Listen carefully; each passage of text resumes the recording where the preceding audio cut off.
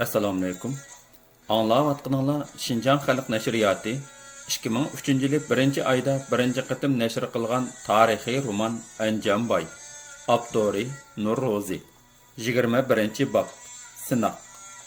Aylanish taq tizimlari ustidagi qishmi yoz dövlənib turadigan qara muzlar erib, hosil bo'lgan taram-taram taq suvlari lay latqalarni eqitib, at o'ynaq tig'ining eg'izi orqali G'arbdan sharqqa pastlab qiypash aqqanliqdan yop-yeshil qarg'ay, archa zarliq qatma-qat tog'lar orasida shavqinliq sharqiratma, teptinch ko'l, süpsüzük suluq, ko'p-ko'k o't cho'plik, salqin havoliq, go'zal munbat zimin o'ytaq jilg'isini hosil qilgan edi.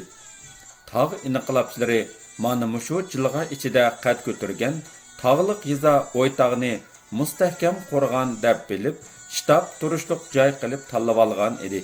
Tanga shifo, jonga rohat, dillarga yo'riqliq ato qilg'uchi xosiyatlik bu esil makon shu kunlarda toza qizib ketgan edi. Necha kunlardan beri tog' davallar atlab taraf-tarafdan kelib bu yerga to'plangan tog' inqilobchilari inqilobning nishoni rioya qilishga tegishli qoida nizomlarni, qurol yarog'larni ishlatish usullari qatorliq zarur ilm bilimlarni o'g'itish bilan aldirash bo'lib ketdi. Lekin shu mezgilda kuch yetishmaganlikdan tog' inqilobchilari tutib turayotgan ba'zi joylar bo'shab qoldi.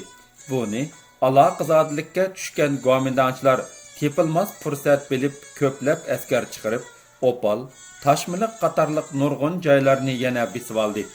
Fuqarolarni qiynab, alvang yasoq, ashar madkarlarni hassilab silib, chiqilgan gazarma, istikamlarni bir necha kun ichidala qaytadan yasitib, laxmilarni qo'litib, puxta tayyorlanib oldida intiqom olish uchun dahshatlik jabr zulm, ichinishlik qirg'inchilikni boshlavatdi. Go'mindanchilarning fuqarolarga bundaq dahshatlik zulm silishi tog' inqilobchilarining texmu g'azbini qo'zg'adi. Shu topda ularning nuxlisini ilib qo'yish toza zarur bo'lib qolgan edi. Oldi bilan Toshmiliq, Chashtog'dagi dushmanlarning adibini berish kerak, dedi shtab boshlig'i Yusufjon Shira ustidagi xaritaga engishib bir haza qarab turgandan keyin beshini ko'tarib, dushmanlarning asosli kuchi shu yerga to'plangan. Ularning tahdidi bak haddidan eshib ketdi. Shunga ularning yurkini toza bir mujub o'zimizni bir ko'rsatib qo'ymsak bo'lmadi. Sizcha bu vazifadan hudisdan kim chiqalaydi? Meningcha, dedi Jamoliddin o'ylangan holda. Bu qitimqi jang odatdagi parch-purat janglarga o'xshamaydi. Cho'ng ko'lamlik jang bo'ldigandek turadi. Shunga obdanroq o'ylanmasak bo'lmaydi. Shundoq tavrinish paydo qiladigan cho'ng ko'lamlik jang bo'ladi. Shunga bu jangga yuraklik, jangi mahir, kallasi sagak, chora tadbirlik, batur bir odam mas'ul bo'lish kerak. Meningcha, Anjamboy bu vazifadan hudisdan cho'qim chiqalaydi. Yo'q, hozircha cho'qim demayli, sinab boqayli. Shundoq bo'lsa-mu, avval Qosim Toshdan yo'l-yo'riq so'rab, ondan qaror qilayli. Boya biz Toshmiliq, Chashtog'dagi dushmanlarning umumiy ahvol to'g'risida tafsiliy paranglashdik, dedi Yusufjon yig'inga qatnashganlarga qarab. Hammamizning ko'ngilda dushmanlarning ahvoli ayon bo'ldi. U burilib Anjamboyga tikildi. Anjamboy, siz o'zingizning vazifasini obdan tushundingiz-ku deyman. Bu qitimqi cho'ng ko'lamlik jangga qo'mondonlik qilish sizning zimmangizga yuklandi. Vazifa ig'ir ham mushkul. Hudisdan chiqish tez. Odam, qurol yarog'larni o'zingiz tanlaysiz. Soni cheklanmaydi. Qanchalik olsangiz mayli. Ish qilib, bizda bor odam, qurol yarog'larning hammasi sizning ixtiyoringizda bo'ldi. Xo'sh, endi qani ko'nglingizda o'ylagan usul chorangizni o'ttirga qo'yib baqsangiz, anglab maslahatni pishirib olsak. Men faqat dushmanlarni yo'qotishni o'ylayapman. O'g'o, shundoq, lekin qandoq yo'qotasiz? O'ylaganlaringizni demasangiz bo'lmaydi-da. Bu buyruqmi? Yo'q, dedi Yusufjon Jamoliddinga qarab, ko'zini ma'nili qisib kulib qo'yib. Bu buyruq emas, lekin demasangiz bo'lmaydi. Siz batalyon komandiri, mas'uliyatingiz ig'ir.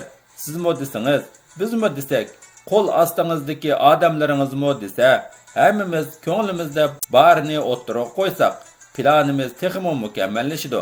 İşimiz oңuşluq bo'ladi. Usul choralar haqida hammamizning qarshida o'rtaqlik bo'lsa, dushmanni yo'qotish oson bo'ladi. Mening o'ylaganlarim texi pishib yetilmadi. Hozircha o'ttirga qo'ya olmayman. Shu gap bilan tang hammasi Anjambaydan norozi bo'lgandek, uningga yer ostidan ho'miyib qarab, push tinib o'ltirib qilishdi. Shuning bilan bu qitimqi urushni qanday qilish haqidagi kengashish yig'ini to'xtab qoldi. Lekin bu yig'inni kechqurun yana davomliq echib, usul choralarni bekitish qaror qilindi. Oninggacha Anjambayning toza o'ylanib, fikrini pishirib bo'lishi hamda yig'inda fikrini o'ttirga qo'yimsa bo'lmaydiganligi uqtirildi. Yig'in ahli tarqidi. Shundala Anjambay taqida orqasiga yenib, Yusufjon bilan Jamoliddinning qishiga yana kirdi. Mening fikrim pishqan, lekin bayqi yig'inda o'ttirib qo'ysam bo'lmaydi. Ular hang-tang qilishdi. Har qanday gapingiz bo'lsa, o'ttirga ochiq qo'yiversangiz bo'ladi-ku. Ansirgida kim bor deysiz? Zodi nimadan ansirdingiz? Aramizdagi ba'zi olko'ngil odamlardan ansirdim. Ularning shum eg'izlik qilib bizning o'rlashtirishimizni dushmanlarga oldin xabar qilib qo'yishdan qo'rqib qoldim. Nima dedingiz? G'ayri gap qilyapsiz-ku. Qani, ko'nglingizdagi gapni ochiq davring. Qishimizda yot odam yo'q. U kim? Zaydin.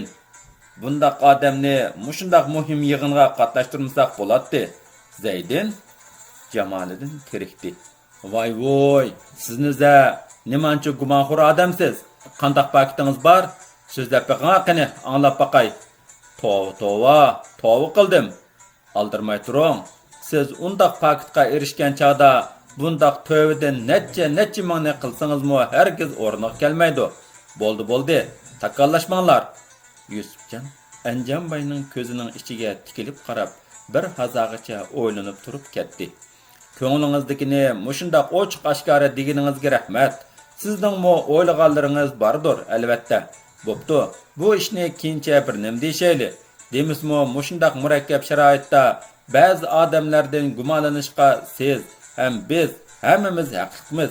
Har holda sagak bo'lmasak bo'lmaydi. Qo'rib turmasak, pasha chivinlarmi odamni chiqib oladi-ku. Odamni bizar qildigan quruq andisha. Bu odamni mushundaq muhim yig'inga qatnashtirmasak bo'lmaydi. U mu 50-60 dak odamni boshqaryapti emasmi? Qani amsa Anjambay. Xam bo'lsa-mu mayli. Planingizni deb baqingchu. Anglab baqayli.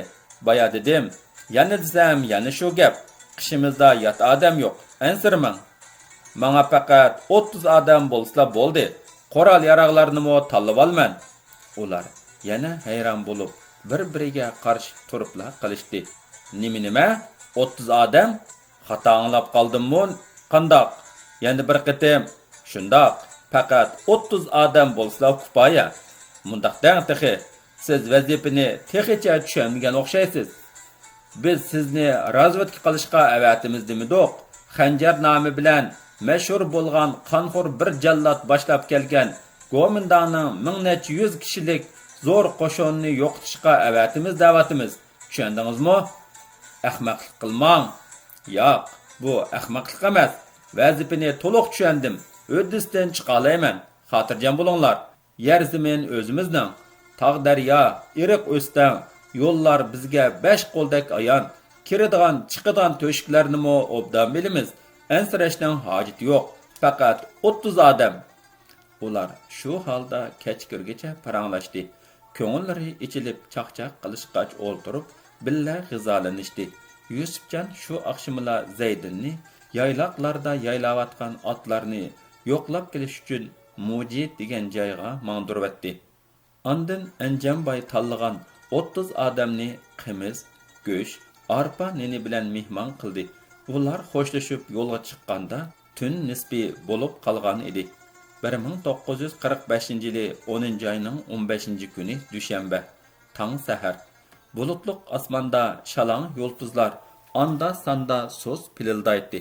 Tanni jo'g'iltadigan kuzning g'urg'ur shamili yuz ko'zlarni sovuq yalaydi. yo'lga chiqish oldida Anjamboy oldi bilan dushmanlarning ahvolidan o'ziga vaqtida xabar yetkazib turish uchun 7 odamni tanlab, ularni 3 guruhga bo'ldi.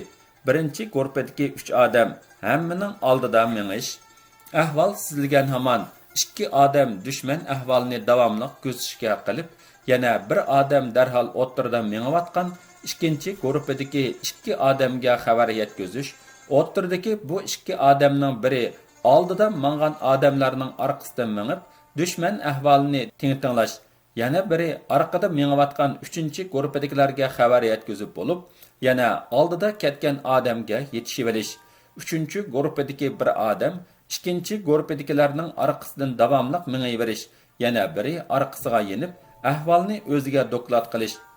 Anjamboy mushundaq zanjirsimon holda dushmanlarning izidan yo'shirin mengib, ularning yo'shiringan o'sini tepib chiqishni buyurib, ularni yo'lga silvatdi. Ondan qolgan odamlarni boshlab, yo'shirin dushmanlarning o'zlarini sizib qilishdan ansirab, tog' davonlar orasidagi chig'ir yo'l, jilg'ilar bilan g'azon yopirmoqlari sarg'ayib to'kilishga boshlagan dal daraxtlarning oralari, o't cho'plarning daldalari orqali otlarini larzon yo'rg'ilitib mengib, Toshmiliq tarafga qarab yurib ketdi. Ularning oldiga jilg'ilar atrofidagi tuzlang, o'ymonlarda kuzlik bug'doy terish bilan aldirash ishlayotgan dehqonlar, dala yayloqlarda larzon naqshi etib, mol beqiyotgan padishlar anda-sanda uchrab turdi. Opal, Toshmiliq atroflariga o'rlashtirilgan Gomindangning ig'ir qurollari bilan qurollangan 100 kishilik zo'r qo'shini tog' inqilobchilarini yo'qotish uchun ularni taraf-tarafdan qistab kelmoqda edi. Ularning shu kunlardagi holati xuddi g'aljirlashgan bir to'p itlarga o'xshaydi. Tog' inqilobchilarini xuddi shu topning o'zida appida yutadigandak alpozda ala cho'qan silib yo'l uy imorat, daryo jilg'a, eriq o'stan, tog' davallarni egilib, galoqchilarni to'plab, tog' inqilobchilari to'plangan O'ytog', Bulungko'l, Suvbosh, Oqtosh, Muji, Toshqo'rg'onlarni qo'rshovga olish uchun ayva bilan ilgarilamoqda edi. Dushmanlar Toshmiliqni baza qilib, oldingi safni Chalma Eriq, Chashtog' taraflarga qurdi. Chashtog' bag'riga joylashgan Ibrohim Jig'on bilan yana bir dehqonning o'rni bir necha mo'liqdan yerni egilagan cho'ng hovlilarni ustiga istehkomlar silingan Chashtog' bilan zanjirsimon tutashtirish uchun qatmu-qat tutash cho'nqur laxmilarni qo'latqizdi. O'yla tog'lar atrofidagi to'g'raqliqlarning orasiga nurg'un askarlarni yo'shirdi. Gaz daryosining taramlari oraliqidagi Qizil taqqimu istehkomlardan bir nechini silib, nurg'un askarlarni turg'izdi. Kech kunduz uzmay charlash ilib berib, yiroq yiqinlarni kuzatishni kuchaytdi. Hatto ular ba'zida qirg'ovul, toshqonlar o'ynashib, o't cho'plardan sal-palla shildirilgan ovoz chiqqan joylarni bir hazagacha pilimut, hatto top zambiraklarning o'qiga tutib, to'pa changlarni to'ztatdi.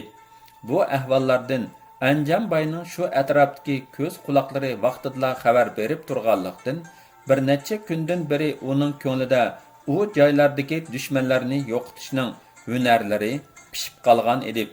Shunga qo'rqmayla faqat 30 odam elib olishni o'ttirg'a qo'yib, boshliqlarni hang-tang qoldirdi. Kun tush bo'ldi. Ular ikki tog'ning qo'shilgan aylanma do'qqisiga kelganda kun chiqish tarafdagi tog'ning orqasidan bir odam ot choptirib chiqib keldi. Bu yarim kechida razvedkaga chiqib ketgan 3-chi guruhdagi odam edi. U hasrab kelib Anjamboyning oldida otdan tushib so'zlashga boshladi.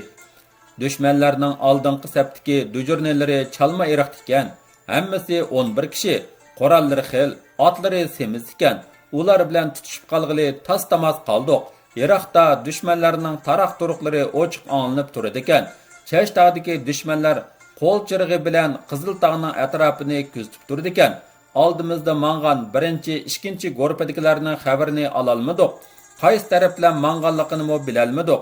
Bizning guruhdagi yana bir odam etini Gaz daryosining yoqasidagi Qoshning yiniga yo'shirib qo'yib, o'zi yolg'iz piyoda yurib, dushmanlarni kuzatib qoldi.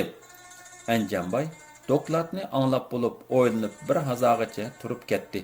"Apla, chataq bo'pti", dedi u ulug' kichik tinib. "Ular birer peshkanlikka yo'liqib qolmasa bo'ladi-ku. Hey!" U burilib, yenidagi qara mutuq, qara burutliq pilimutchi qirg'iz yigit Dusmatga qaradi. "Mundaq bo'lsin, og'ina. Sen pilimutingni elib, xabar elib kelgan mavi do'sting bilan billa borgin. Bo'lamdi? Xo'p, hozirlamay. Birinchi, ikkinchi guruhdagilarni izlab tepinglar. Dushmanlarni davomli kuzatinglar. Biz tarafdan belgi o'qi etilgan hamon ularni biroqla ujuqtiringlar. Xo'sh, sizlarga oq yo'l tilayman. O'zinglarga qattiq ehtiyot qilinglar. Bizmo menish yo'nalishimizni o'zgartmasak bo'lmaydi." Ular cho'ng yo'ldan chatnab minib, Gaz daryosining yaqinlaridan kechib o'tdi. Qarong'u tushganda tog' aralab yurib, Qizil tog' tizimlarining tarmog'i Tumshuq tog'ning egiz cho'qqisiga chiqib to'xtadi. Tumshuq tog' bilan Chash tog'ning oraliqi xili yaqin edi. Chash tog'dagi dushmanlarning taraq turuqlari anglanib turadi, lekin ularning qo'l chirog'ining yo'riqi bu tog'ga yetib kelolmaydi. Anjamboy Chash tog'dagi dushman istehkomlarining o'rnini nishonlab, 3 pilimot bilan 3 minomyotni Tumshuq cho'qqisining daldiroq joylariga o'rinlashtirdi.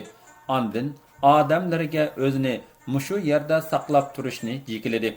O'zi dushman ahvolini kuzatish uchun 2 odamni agashtirib minib daryodan o'tdi. Bir azgalda bir odam dum yetib atrofni tingshigan edi. Hech qanday shapa anglanmadi. Shundala u o'rnidan turib daryo bo'yiga yaqinla yerdagi To'xtikam degan bir dehqonning hoylasining oldiga keldi. Hoyla darvozasi ichidan taqoqliq edi. Anjamboy tomdan ortilib tushdi. Ichkarki uyning eshigimi taqoqliq edi. U uyning eshigini asta chekdi. To'xtika, men Anjamboy. Eshikni osila." Bu tonish ovozni anglab, u odam cho'chib ketdi. U qo'rqib ketganlikdan lag' titirgan holda eshikni ochdi. Anjamboy uyga kirdi. Tinchlik omonlik so'rashib bo'lib, uni darvozni ochishga sharatladi. U odam bir nogay suni darvozning 2 qanatining ulguchiga qo'yib, uni ho'l qildi. Darvoza g'ichirlamay shapsizla ochildi. Talada saqlab turgan 2 odam uyga kirdi.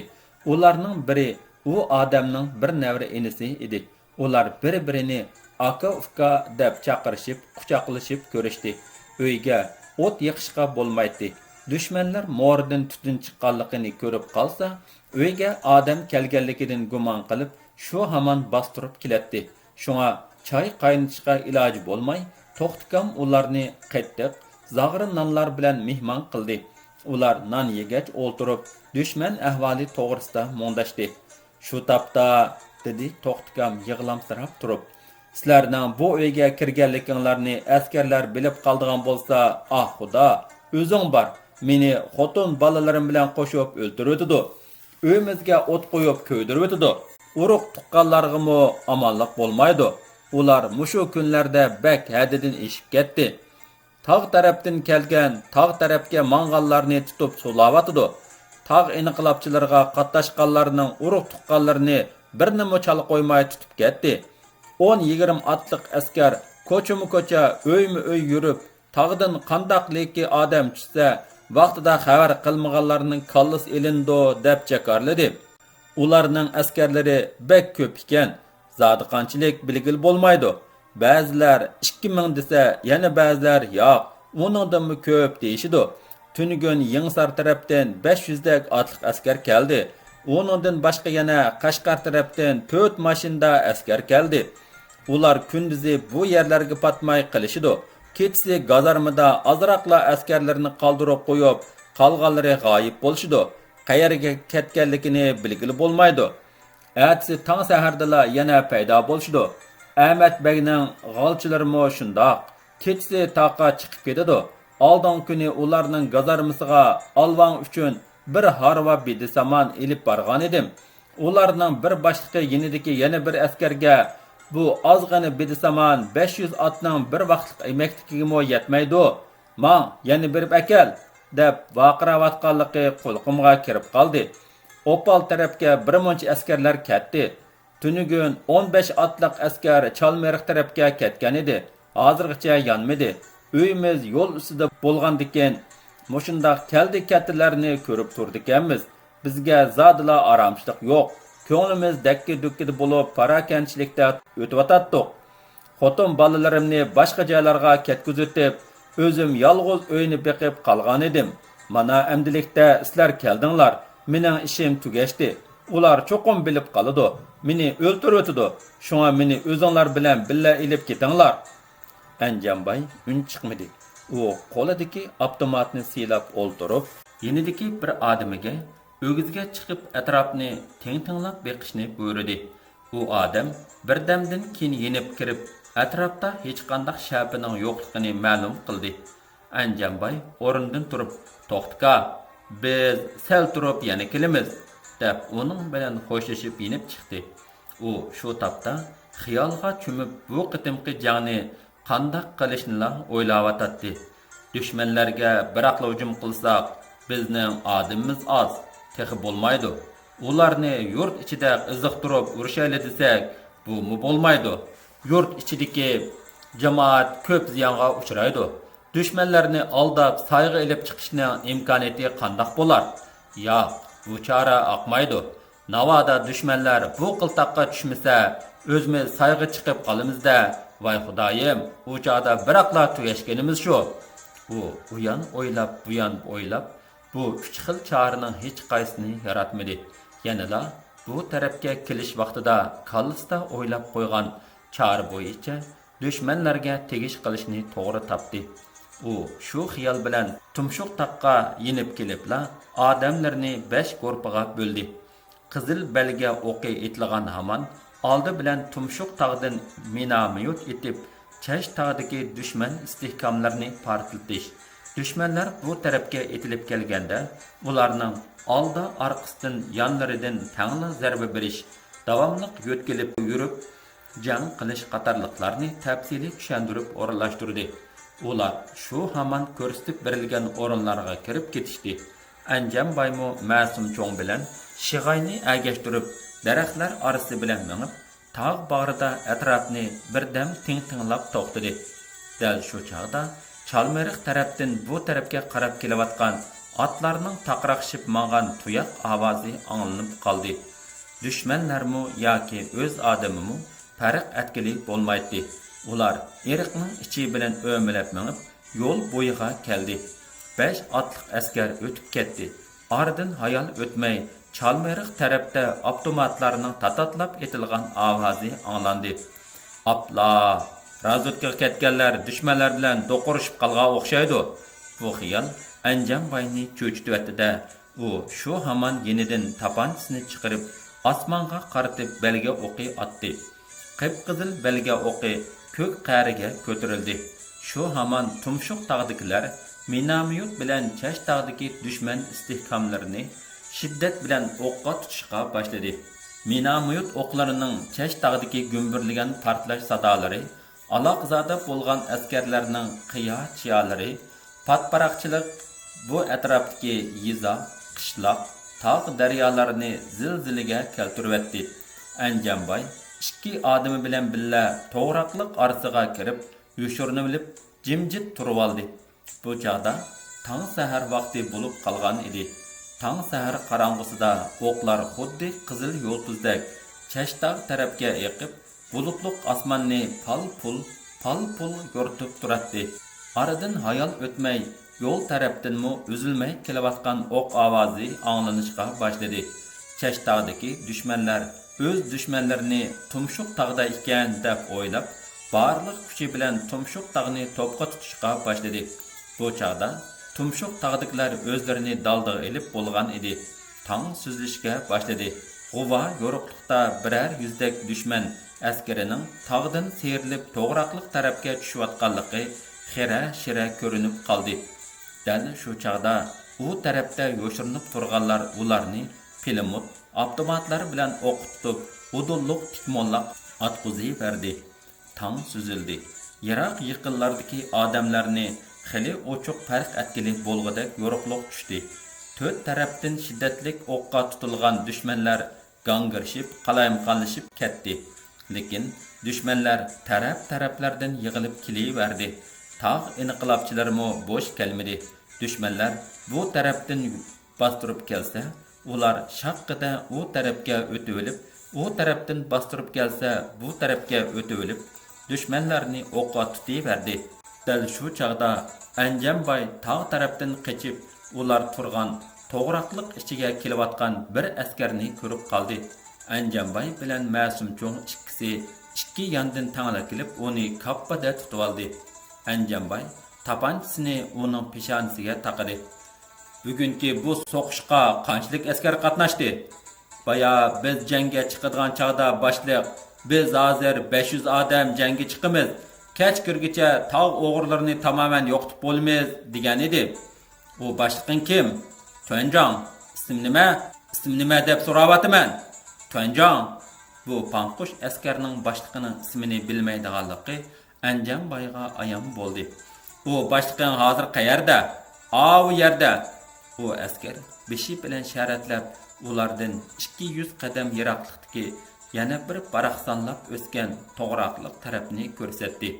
Ular shu hamon u askarni to'g'raqqa bog'lab, og'ziga shapkasini tiqib qo'ydi-da, asta o'milab minib, u ko'rsatgan to'g'raqliqning orasiga kirdi. Eliqi askarning digini rost ekan. Ular to'g'raqliq orasiga kirganda 200-300 dak qilich tutgan otliq askarlarning oldida bir qo'lida qilich, yana bir qo'lida durbun tutgan holda tumshuq tog' tarafga qarab turgan bir ofitserni ko'rib qilishdi. Uning yanida bir bayroqchisi Go'mindan bayrog'ini egiz ko'tarib turadi. Bu Anjamboy uchun tepilg'isiz bilan fursat edi. U Ma'sumcho'ngning qo'lidagi 5 atar miltiqni qo'liga oldi. Yenidagi Shig'ayga qarab, "Sen bayroqchini ujuqtirib, men ma'u boshliqni" dedi-da, yiliqi ofitserni qarg'a ilibla miltiqining tepkisini shaqqa deb besivetdi. Shig'aymu bayroqchini qarg'a ilib bo'lgan edi. Umu shu anla tepkini shaqqa deb besivetdi. U ofitser bilan bayroqchi arqa-arqadan otdan mollaq etib yerga tushdi.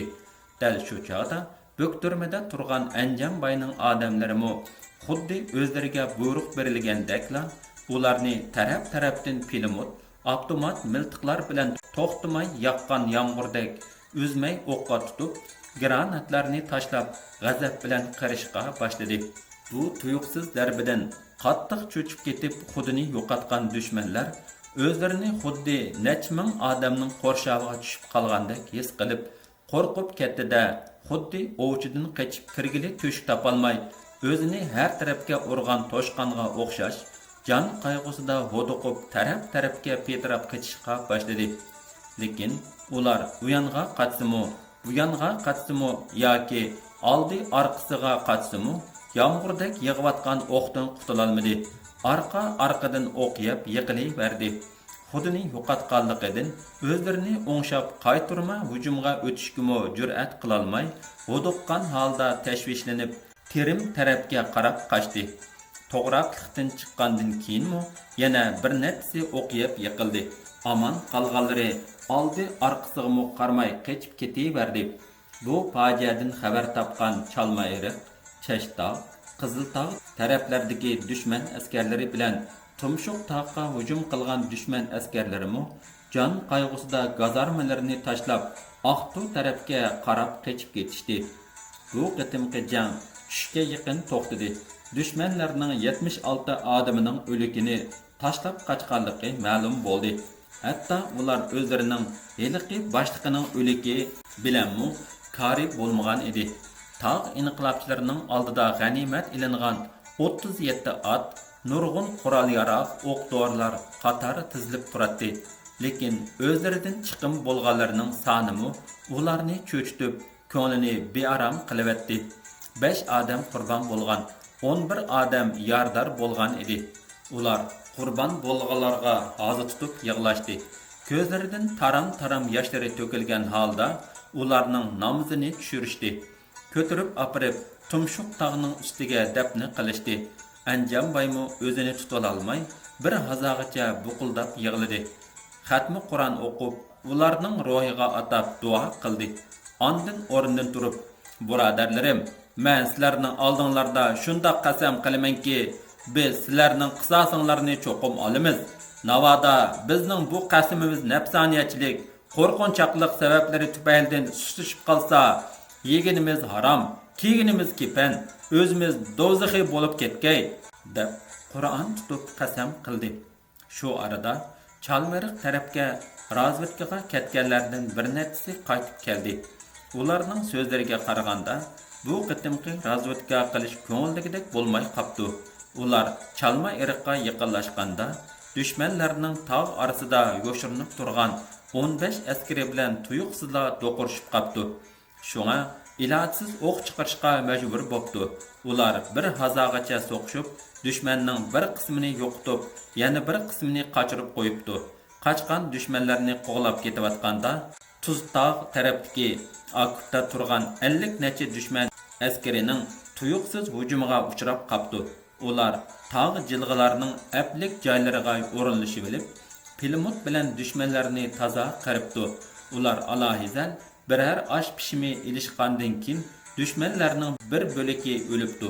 Qolganlari daryo yaqinlab Terim tarafga qarab qochib ketibdi. Ular 25 miltiq 50 dona granat o'ljabdi. Ularning otlari qalayamqon qochib yurganlikdan tutolmabdi. O'zlaridan 2 odam qurbon bo'pti. Ularni Tuztog' bag'riga dafna qilibdi.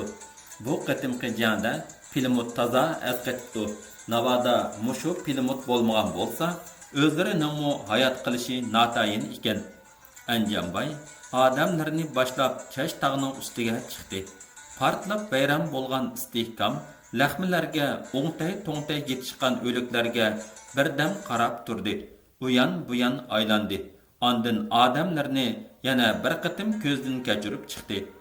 Uning shu tapda aran 20 nechila odami qolgan edi. "Yuringlar", dedi u qapqini turgan holda. "Amdi G'olchibayni yo'qlab qo'yayli. Uning ko'ngli yerim bo'lib qolmasin." "G'olchibay?"